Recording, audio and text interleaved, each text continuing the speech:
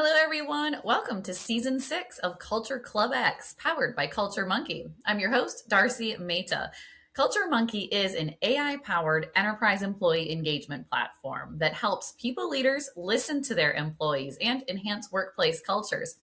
CultureClub X is our global thought leadership forum where global CHROs and people leaders share insights, discuss trends, and exchange proven strategies for building thriving, future-ready cultures.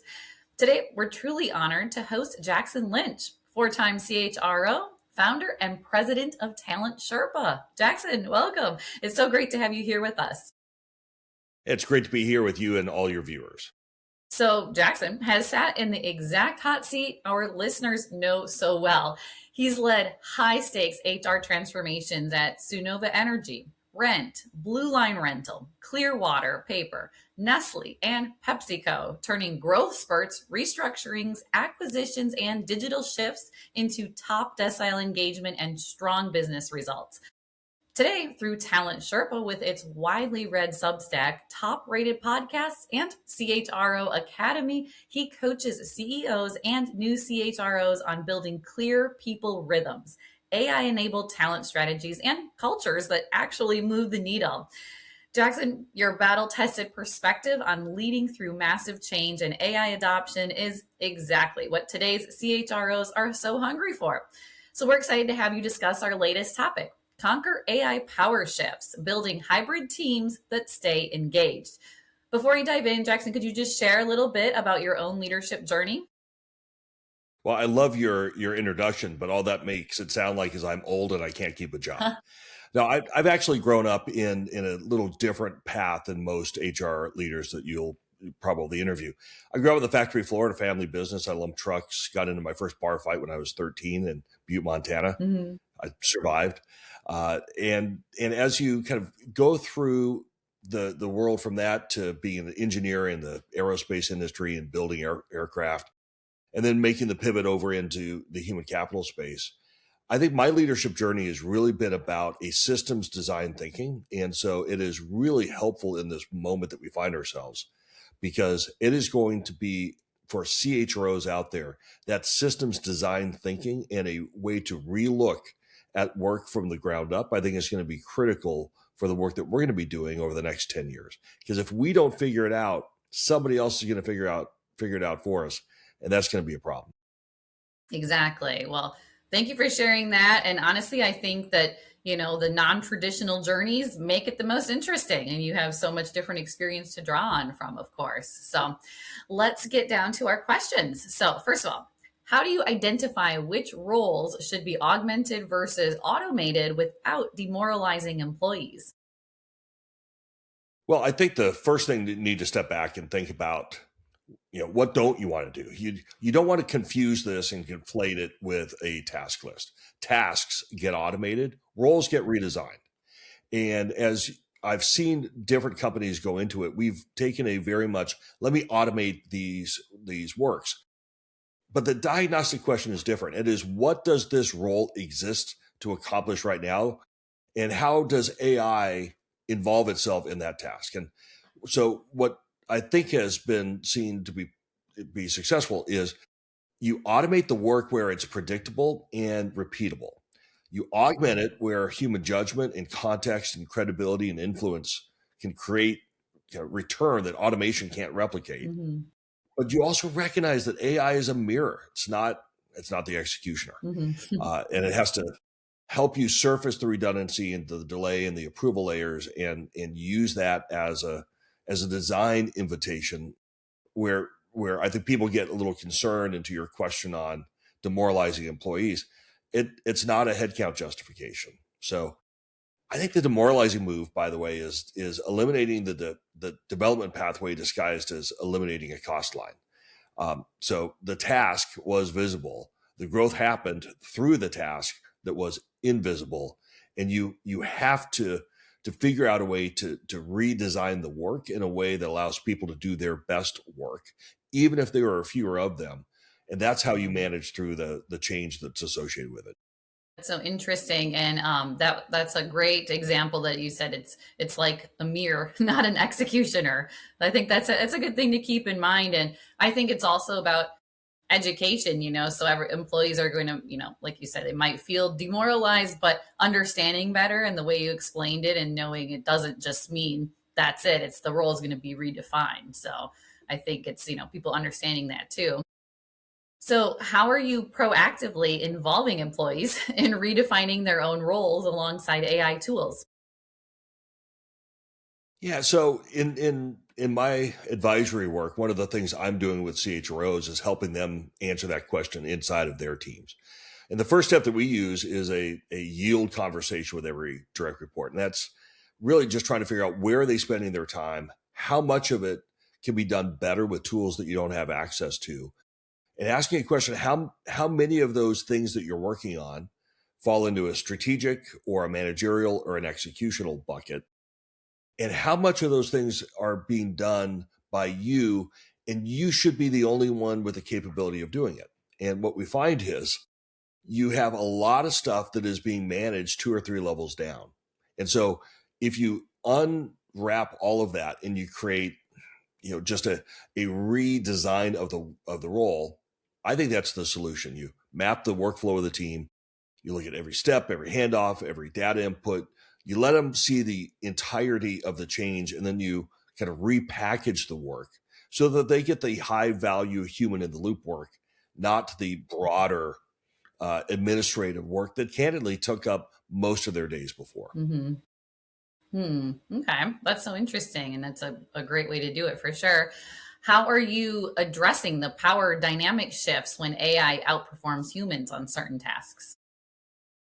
Well, I think you need to be candid in a radical transparency kind of way. You just got to name it, because AI is revealing who truly understands the how the business works and who is hiding behind the process. That exposure, Mhm. it's uncomfortable, but it's not unfair. So you have this thing that's an adaptability gap, is what I see, and I think it's starting to matter more than the experience gap in specific domains. So think about a 25-year-old with a deep tool fluency might outperform a 40-year-old with targeted analytical work, and pretending that asymmetry isn't there doesn't make the team better. So what do you do? I think you design I think you build it within a design principle, and that is that machines handle, detection, humans handle discernment, and you then can allocate it and communicate it in your role architecture, and you do it in a way that is very, very transparent with people. Because I think, Darcy, I think AI driven role compression is going to mean that leaders who excelled in high volume routine tasks are now going to be asked to make more consequential calls that candidly have a little less cover in them. Mhm. So that's a development need. It's not a performance failure, but you have to name it so that you can address it. And look, one of the things that I write about a lot in my Substack is what is culture, because that's really going to be a focus area as we go through this evolution. Culture isn't what you put on the walls. Mhm. That's just marketing. Mhm. Culture is decision residue, and it is the byproduct of the all of the things and all of the decisions that you're making. And so if you really want to understand what your culture is, take a step, go back and look at your last 100 people decisions. What'd you make them? Why'd you make them? Who win? Who lost? What trade-offs did you make? That broader gambit. And it is in the process of that you can really understand what your culture is supposed to do. And that culture is going to be an important one to unlock how you address those power shifts, because AI in some cases is absolutely going to outperform what traditionally was done Mhm. by humans. Absolutely. I mean, it's so interesting. It's like you said, I mean, the adaptability is the most important thing, and being transparent, and I think, I mean, it's definitely is a learning curve, right? I mean, I'm in the creative industry, so and I talk to people too, and who do what I do, and there is that fear. But then there's also those that are like, well, it's here. How can we use it? How can we adapt? And how can we use the tools to do things better, or to do some of these smaller tasks quicker? Obviously, so definitely that is very interesting. So, how do you balance efficiency gains from AI with the human need for meaning and growth? I think that might be a little bit of a false comparison. Hmm. Okay. Because they are not necessarily overlapping. Hmm. So there are some people that are going to tell you that AI is the doomsayer and Skynet is coming, and there are some that think it's going to turn into a utopia where we will have all of the time in the world to find our best selves and focus on the things that bring us joy. Hmm. In reality, it's probably going to be somewhere in the middle of that. Hmm. Okay. But you bring up a really important question. There is a question that management of companies is going to have, which is, what do you do with the extra capacity that's built? Because one of the things that's come out here recently is that it is we are finding 8 to 10 hours of time capacity a week, and yet we have spent less than 7% of that time has been reallocated towards something intentional. So we're finding the space, Hmm. and we're saying, oh, okay, like you can get rid of people. Hmm. Okay, that's one way of doing it, but that's not gonna help your business going forward, and it's really hard to get people to work their way out of roles. It's another thing you can reallocate it towards more time, more value added work. There are companies out there that have redesigned the entirety of their frontline engineering functions so that those new roles defined in terms of outcomes are put in a place where folks have the ability to have new roles that include that don't include what they used to do before the AI tools became ubiquitous. So how you do it, I think, is going to be uh, you know not well. How you do it is going to be a design choice. Hmm. But here's where I think a great company and a great manager versus someone that is average at both will make a big difference.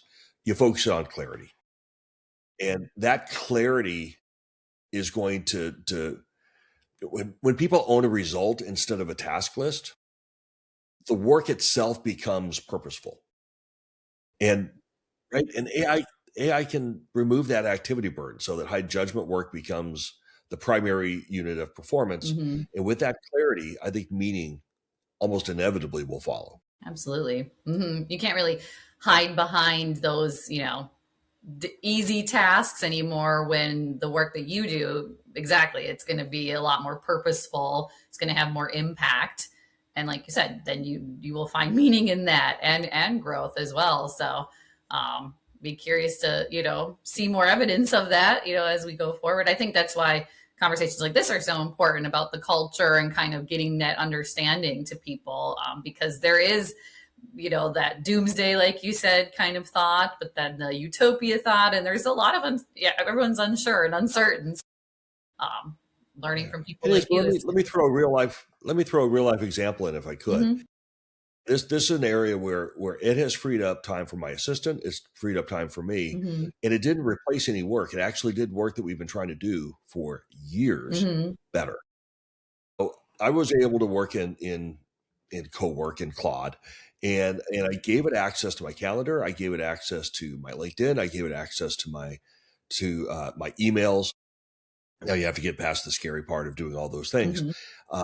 and I had it go into uh, my CRM, and it goes in every evening, and it will look at my meetings for the following day, Mhm. and it will identify who I'm meeting with. It will pull every conversation that we've had together. It'll go onto LinkedIn and figure out what they're talking about, what changes they've been making. Mhm. It'll look at our messaging and any sort of previous conversations that we've had. It'll look in the CRM to replicate that. And what will come out is a 3-minute brief that 3 minutes before the Mhm. top of the hour I can look at Right. and remind myself of what happened, make sure I'm focusing on the things that I need to have happen coming out of that meeting. Of course, now you have different note taking services that will then put that in. It'll pull that stuff in for a entrepreneur, for a founder. That amount of information available is amazingly helpful. What would it have taken 6 months ago? a full day. Right, exactly. What does it take to, and probably not as well. Mm-hmm. What does it take today? It takes me pushing a button once, scheduling it at 6 o'clock when I'm not doing anything else, and having it show up first thing in the morning for before every single meeting. Mm-hmm. That kind of time has changed what I work on. It's taken away the stuff that doesn't help. Takes away the stuff that my assistant works on that doesn't help. But it is one of many examples, I think, as we look forward, that the tools will enable us to do the work that we were put on the earth to do, not what we have been doing, and that's going to make a major impact. I agree. I think that's actually really exciting. And, I myself have had uncertainty about AI and what it means for me and my work too, but actually you make me feel a little bit better about it. I do think it's a really good example. And it's one of those things where it's probably like you said, you and your team talk about, wouldn't it be great if we had time to do this, and you do your best you can, look back at conversations and then, be prepared. But obviously, like you said, that would take a whole day and it's taking someone's time. Now you have that. And then it's like the trickle down effect because now you're better prepared, right? So you've got a really good summary. You're going to have better questions. Then your next conversation is going to be even better. So it's like that trickle effect. And so then the work you are actually interested in and meant to do and produce turns out even better. So I think that's an interesting way to look at it too. So I really like that example.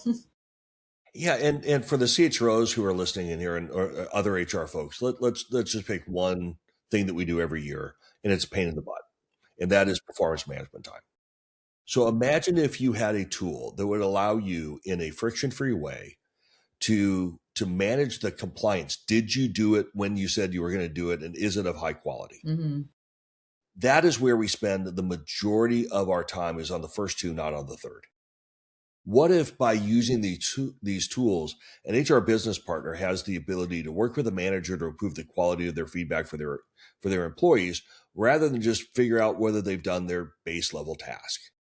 And anyone who's lived through this knows that in the HR Olympic season Mm-hmm.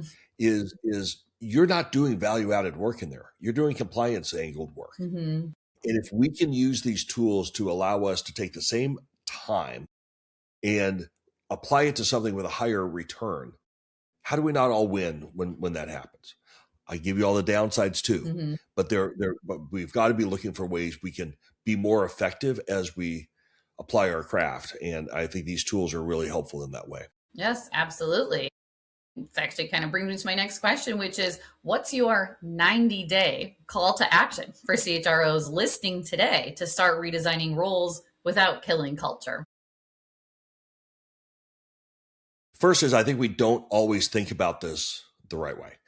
We think about automating tasks. We need to think about redesigning the work. So the very first thing I would do is spend the first month picking one work stream, one team, and then mapping it end to end. Not only the things that the systems do, but all of the wraparound processes, the handoffs, all of those things. By the way, there are companies out there that can help you do that. I'm sure we can put something in the show notes if you'd like. But there are companies out there that can help you map it end to end. And then you figure out what is the high value added work, what is the lower, medium, and what's low value added work. And you integrate AI support into targeted places. And then you would spend a little bit of time and you build an exception playbook. You have agile approaches to it. So you have daily stand-ups to capture the learnings. And then you publish a one-page chain contract, owners, metrics, service levels, and you prove the model before you scale it. That's what I do in the first month. Mm-hmm. In the second month, I would build out that pipeline math for 3 years. So pull current entry-level hiring trends, kind of extrapolate things forward, price in what external hiring cost looks like in a constrained market in 2028 or a wide open market, depending on the assumptions that you're making. And then put that number in a room with your CFO and then design at least one role description that is defined by an AI amplified output, not just a bunch of tasks. And again, there are companies out there in the space today that are doing that, which I think are super helpful. We do a bad job of defining outcomes. We focus in on tasks. And one of the reasons we do that historically, Darcy, is because we grew up from a legal compliance lens. The HR of the future is going to be in a business constraint relaxation lens. What's getting in the way? How do we get it out of the way? The reality is we probably put it there, so it should be pretty easy for us to get out. And that kind of approaches in kind of month 2. Month 3 would then be to think about how to add an adaptability screen to hiring. So audit your own recent hiring decisions and see honestly whether you weighted adaptability appropriately or if you defaulted to experience, skills, credentials. Adaptability is going to be an unbelievably important element as we go through a change that no one here can predict what it's going to look like. And then I think you just need to track that for every new hire. Again, we talked a little bit about culture as decision residue. I would tell you the decisions you make in the first 30 days of the redesign are going to tell the organization whether it is being done with them or to them.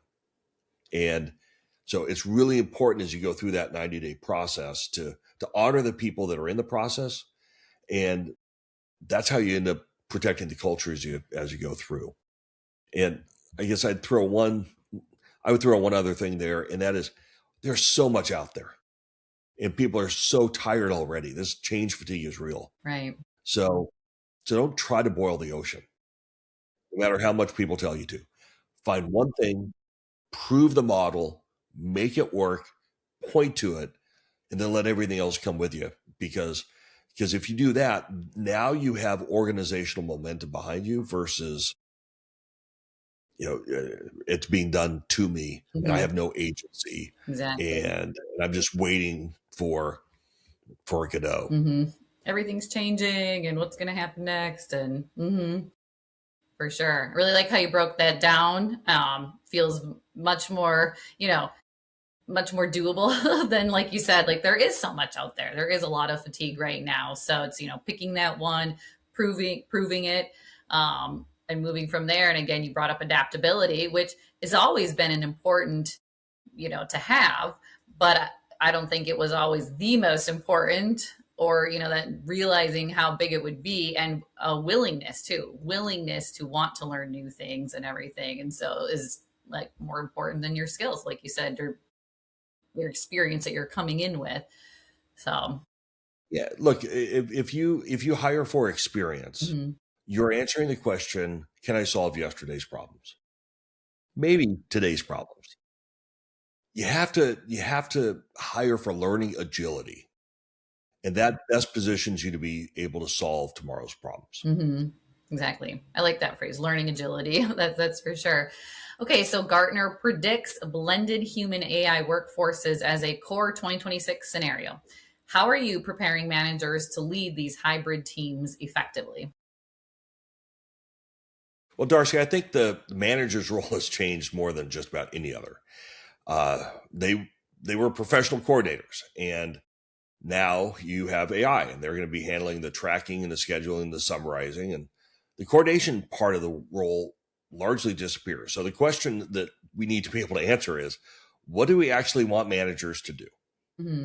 And by the way, we have always, in a solutions order, put these farther down the list. And so they haven't been done at the level that I think all of us would aspire to. And those are things like coaching and building capability and driving performance conversations. So I approach this from a design thinking perspective. I think you need to have human in the loop points, and you have to make those explicit. You have to build your role profiles for both humans and agentic with outcomes in mind. And managers need to have the courage and the understanding of when judgment and discretion are required, not implied, not assumed, where those handoffs are. And you have to purposefully design the handoffs. On my own pod, we talked about this about 3 months ago. And one of the things that we all agreed on is the most important job description you'll have in the organization is in fact going to be your AI agent, because you need to tell them what they're accountable for, where their handoffs are, and what they are not authorized to go work on. And that is, like, we don't do that well for humans. It's going to be even more important for us to do well with the agentic folks. Absolutely. I'd also I'm sorry. No, go ahead. I'd also tell you, I think as you look at every kind of work chain, they need an owner accountable for the end-to-end income. Mm-hmm. I think if you look at the overall work chain, you have to have an owner that's accountable for the end-to-end outcome, not just their little piece of it. And again, that comes back to a broader systems thinking. And so that is a managerial accountability, in my view. You have to define it or the chain's going to break. And then I think the adaptability asymmetry is going to be a real management challenge. And Gartner talks about this, and they are right as you're looking at larger organizations. I think they're a few years away when they're looking at smaller ones. And oh, by the way, the whole confidential information with stuff going into the cloud, I think it's going to have a slowing effect on adoption until people bring all of their systems back on premises, which is, as you recall, the last 15 years, we moved everything into the cloud and for scale and cost efficiency. So I think it's probably unlikely to hit us as fast as it otherwise would. But you have to recognize that with more junior people, given the environments they grew up in, they might become more fluent in the tools faster and more accurate in the analysis than the folks that have been there for a while. And that's going to cause a whole different issue. The folks in sports have figured this out a while ago. Okay. So you have the junior on the college basketball team, and she has done really good work, and she is a very, very strong performer. And then you recruit the new person out of high school and they join, and they are in fact better today. Mm-hmm. What does a college basketball team do? They put the best player in the seat. Mm-hmm. Business hasn't figured out that logic yet. Mm-hmm. We're going to have to. Mm-hmm.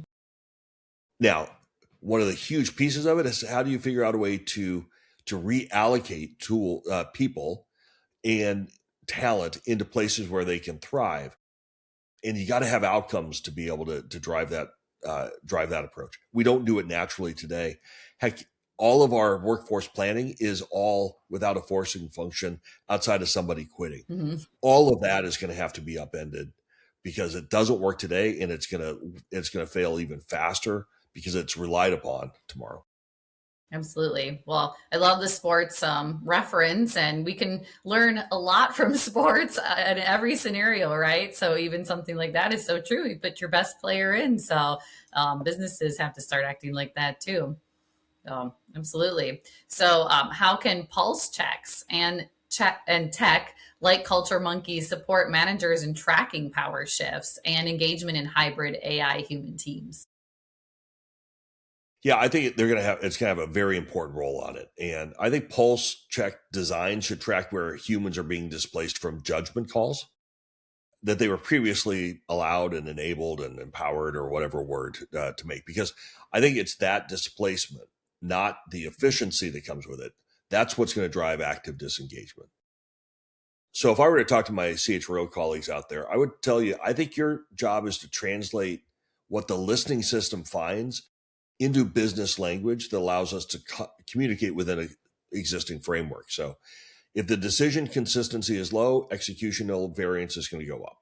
When the gap between stated and actual activities widen, you're going to lose people who take stated values the most seriously, and disproportionately, those are going to be your high performers. So how you think about using the listening systems to make sure that you know how people are reacting to what they're being bombarded with, I think it's going to be really important. But it's not just a system that allows you to kind of look and point to the problem. You need to take that data and allow actionable insights to be drawn from it and do something with it back. Because candidly, and you guys know this as well as anybody, if you ask a question and you get an answer and you stop doing anything after that, you might as well not have answered the damn thing to begin with. Exactly. Mm-hmm. Exactly. It's one thing to get that feedback, but you need to use it and to take action on it for sure. So Jackson, you're straight talking, advice on mastering AI power shifts while keeping hybrid teams motivated and human centered was incredibly valuable. I learned so much myself. And it's clear winning in this new world means spotting role changes early, giving people real ownership and blending efficiency with purpose so culture stays strong. That's where Culture Monkey excels with pulse checks and real-time insights that help managers spot shifts fast and keep engagement high across hybrid AI human teams. Before we end, Jackson, how can our listeners connect with you to keep this conversation going or to share their own perspectives?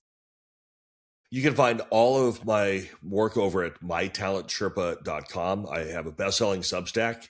It's cleverly titled talentsherpa.substack.com. And you can look on podcast and YouTube at My Talent Sherpa. And we put stuff out on a regular basis there. And would love to connect with anyone who thinks I might be helpful as you guys are going through a unbelievably challenging time and our people are counting on us. So I'm here to help.